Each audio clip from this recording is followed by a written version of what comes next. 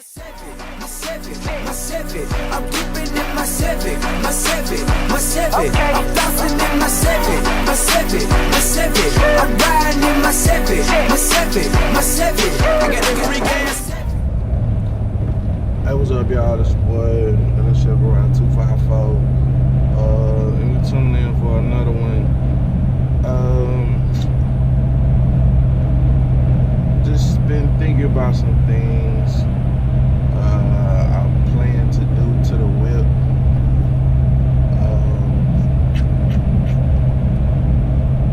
There's a buddy of mine who has an old Ford truck, and he has a manual transmission in it, and it's pretty nice, you know what I'm saying? When I initially started my LS swap,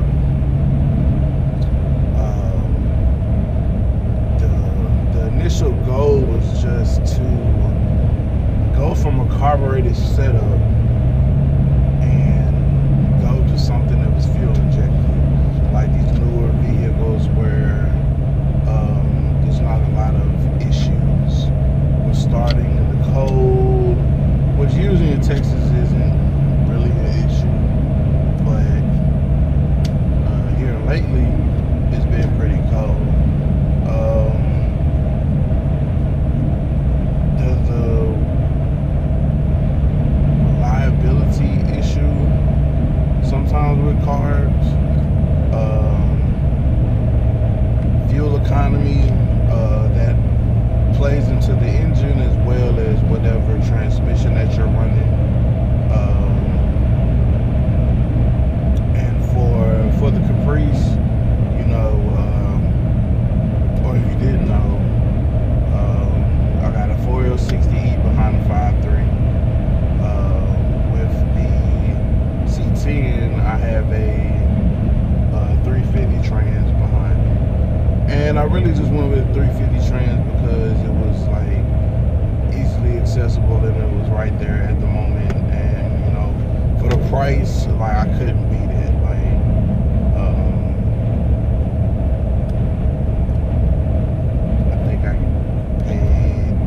I paid like $1,000 for the engine, the transmission for the 5.3 that came out of 2002 Tahoe. For the 350 trans, the wiring harness that was already done because it came out of another vehicle.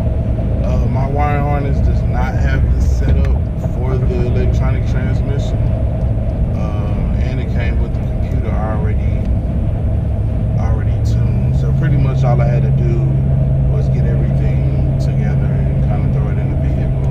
$1,000. That was a deal for me because while these LS swaps can get expensive, usually finding a motor is pretty expensive. You're gonna spend between $800 to $1,000. When you think about the transmission, you know what I'm saying, you might be spending anywhere from $500 to $800. You know what I'm saying? It really just depends, man. What your patience is on trying to find these parts and get everything.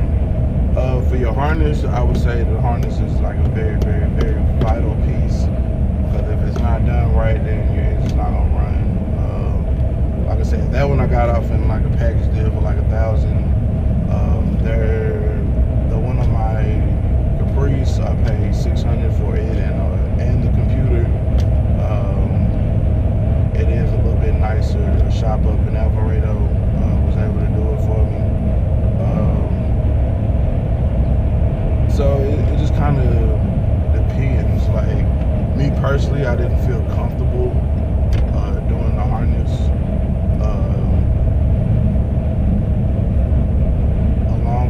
Along with not really feeling comfortable doing it, I would say that it is time consuming.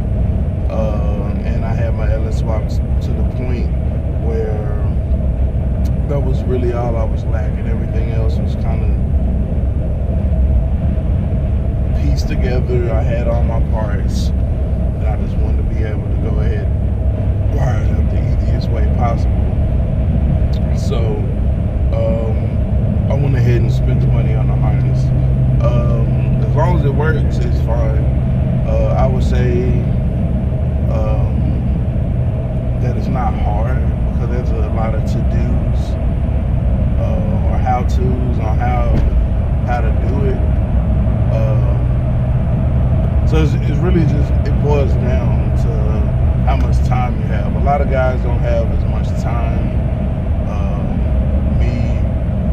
With the different various photo shoots and stuff that I have going on, usually my weekends are kind of consumed with doing photo shoots, so I don't really have the time to, to kind of break that down and do it all the time. But if money is an issue, I would definitely look into getting a wiring schematic and attempting to do it yourself if you are knowledgeable in that area with wiring and everything. You can read schematics and pinouts and all that stuff. So I was thinking about how I want to go with this exhaust, X-pipe or an H-pipe. I do know that I'm going to go ahead and do it true duals. I was going to try to cut some corners, save some money, and just like do a single exhaust. But being that now that I got this truck, I really feel as if the other truck can just be, the C10 will be like just a basic swap. It'll have the true duals on it as well, but it'll just be straight out the back. Now with the Caprice, I do want it to have a little bit more speed, as much horsepower as possible, you know what I'm saying, being that we are on the bigger wheels, which for that 5.3 I don't think it's going to be a problem at all. Probably have to end up doing some rear end work, maybe upgrade it to like 373s or something of that sort. So it's just kind of planning out where you want to go with your swap before you start dumping all this money into it. And that's a big thing that like I kind of didn't do. First it was just like, oh, I want to swap, and then people started throwing all this information about cams and all this other stuff to make all this horsepower, and that's cool, you know what I'm saying, but I didn't want to do anything extreme myself, because it is just like another car. It'll definitely get driven a whole lot more, because I just love the old school look. Like, you can see a Dodge Ram, you know what I'm saying, or Ram 1500, you know what I'm saying, all day long. I've seen so many of them since I bought this one. So, but to be able to go and get on my old school and they be reliable up on startup, and just get in it and crank it and be able to go, like, that's gonna be iconic. It's definitely gonna be iconic. So just make sure that you kind of plan out your build, know exactly kind of where you want to go, and things of that nature.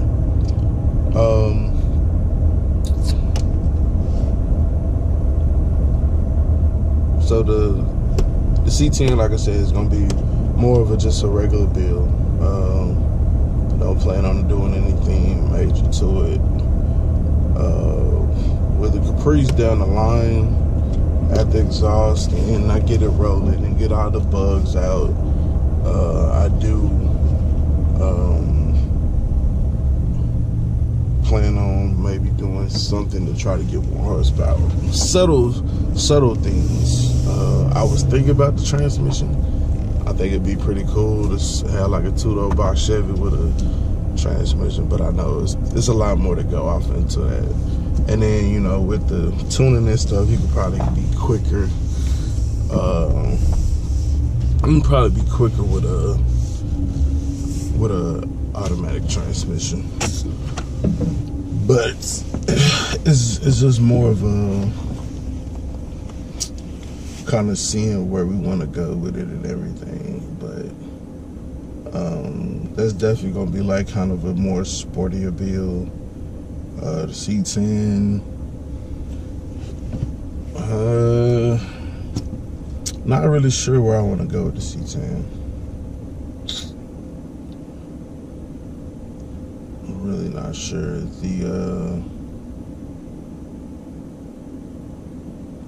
The Chevelle I know in the end will be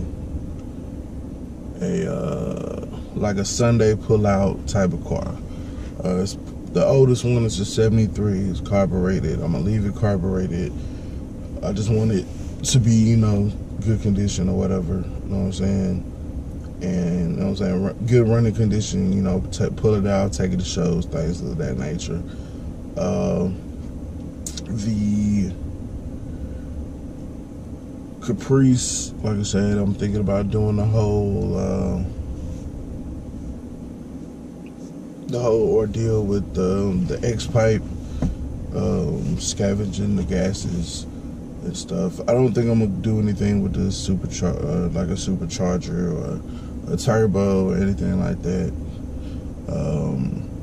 Cause my thoughts on it is, if I'm not gonna go like racing it, like at a track or something, then a lot of that stuff is really unnecessary to me. You know what I'm saying? I mean, I'm all about, you know, bigger engines, more power and stuff, but you know, if I'm not gonna be racing it or whatever, then like it's probably not gonna do nothing. Down the line, I probably will do cam if there's not a one already in there. If y'all go back and watch that video I put up a couple weeks or a couple days ago, like last week, it does seem or sound like it has a cam in it. It doesn't sound like the C10. Go back and watch those videos and compare them. So that's what I'm saying. If there is already a cam in the Caprice, then, you know, we'll probably kind of enunciate on that. Probably get some better heads. I believe it's like the 706s that are on there. So we'll get those replaced with some better flowing heads. My boy DeMarcus, he does like port and polishing of the throttle bodies. So I'll probably try to send him out a throttle body and get it poured and polished. It probably won't be the one that's on there, because once I do get it rolling, I want it to, you know what I'm saying, pretty much stay operational. So I'll go to the junkyard and I'll get another throttle body and have it poured and polished. And then when I get it back, I'll just, you know, swap it over.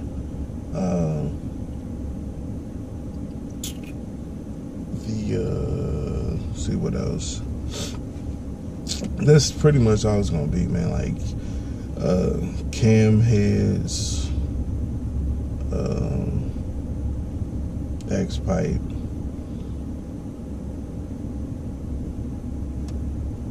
Is that it? You kind of, let me look over and kind of see. I don't know that I'm gonna redo the exhaust or the exhaust manifolds.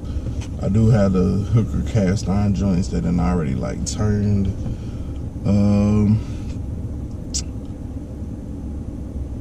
I don't know exactly why, but they turned this like funky looking color, and I'm kind of pissed because I was paid like damn $300 for them shits. You know what I'm saying? So, but as long as they functional, they're not leaking in. I mean, you know, it is what it is. Probably can go back with like some high high temperature paint or something, and maybe paint over them if it come down to that, but it probably won't, just to be honest.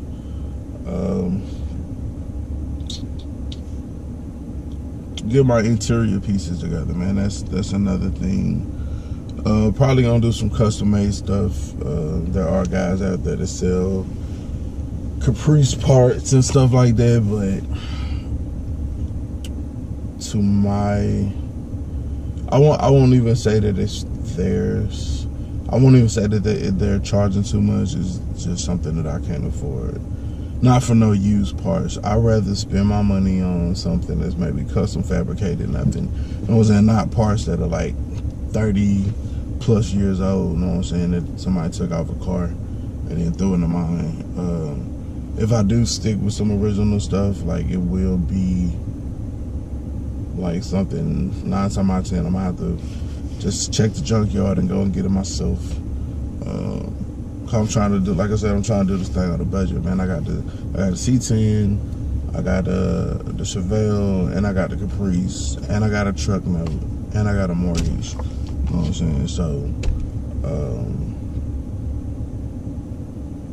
just trying to get it done as quickly as possible, but, you know, responsibilities and shit.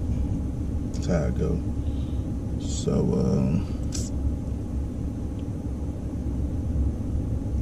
that's where I'm at with that. But definitely exhaust video is coming soon. Definitely gonna get that done probably here at the beginning of February.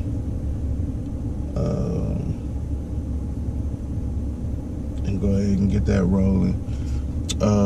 The laws in Texas, I have heard, are supposed to change about the vehicle inspections. All my Texas people know, like, a lot of shops, like, they'll do it for you, but me, I'm trying to be legal. I ain't trying to have it to where I gotta go to a certain shop to get my inspection done and all that shit. But at the same time, you know what I'm saying, I still would like to be able to, you know what I'm saying, have that good sound. So if I can get away with the cats, you know what I'm saying, with no cats, like I said, that law, I believe, is supposed to change this year, in March, April, something like that. So if the shop give me a hard time, whatever, or if I can say some bugs, then I'll probably just wait until March after they pass the law, and then I can just go and get it done and not have to worry about it.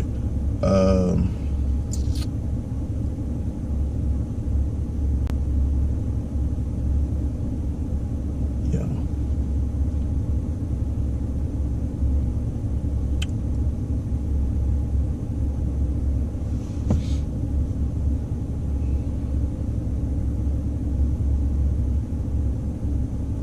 Well, that's all for this one, man. It's your boy, LSChevrolet254, signing off. Remember, identify your weaknesses and make them your strengths. Signing off. Gone.